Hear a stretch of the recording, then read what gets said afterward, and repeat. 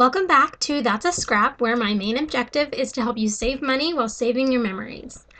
I am taking the concept of the rule of three, which is the visual triangle in scrapbooking, and taking it one step further. I have a rule when I go into a store that if I cannot use a set of stamps or a tool or pretty much anything on more than 3 pages for 3 totally different events, then it doesn't go in my buggy. So I take index cards and just cut them, and on the back I write a list of all the different pages that I can make.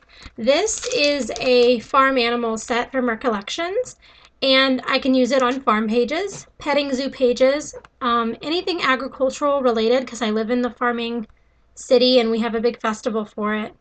And also on baby pages because I really like the little tiny chickens, and there's a lamb. So this one easily made my cut. And ones like this was a little bit harder. This is a zoo page. I actually only live 45 minutes from the zoo, and I take the kids quite often.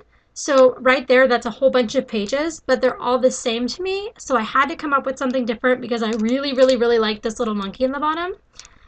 And finally, I decided I could use them on baby pages, and then I could use the turtle for our pet turtle that we had. And we are getting another one. He kind of dug his way out and ran away. He used to live out in the backyard. So there's that. And then they have just really cute ones that I could use for, nursery pages. I think that's what I want the monkey for. The smaller an item, the harder it is to do the rule of three.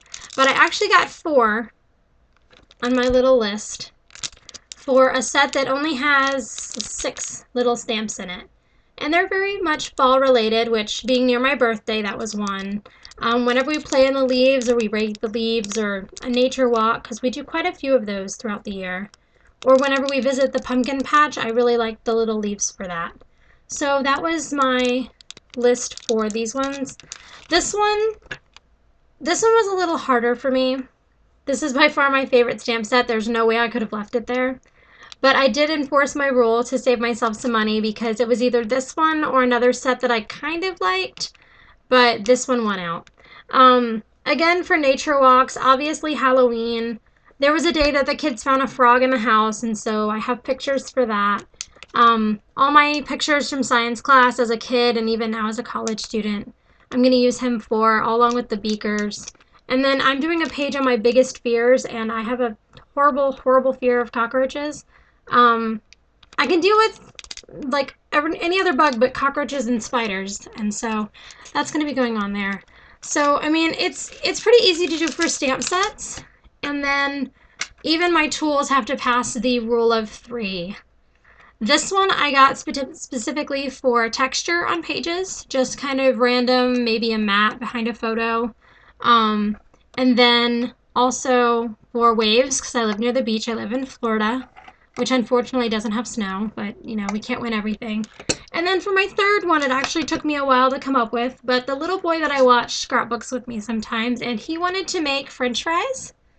And I was like, well, that's my third reason. So I went to the store, and he actually did his journaling.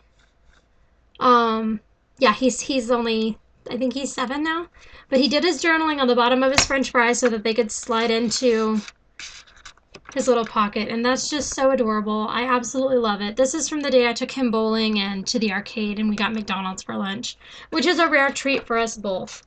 But that's my rule of 3. I don't so much do the whole visual rule of 3 because I just kind of like the way my pages look when I like them. So I don't stress too much over the rules. But whenever it comes to my pocketbook, I kind of have to be as frugal as possible. So I hope that the rule of 3 helps you, and let me know what you can use it on. Talk to you later. That's a scrap.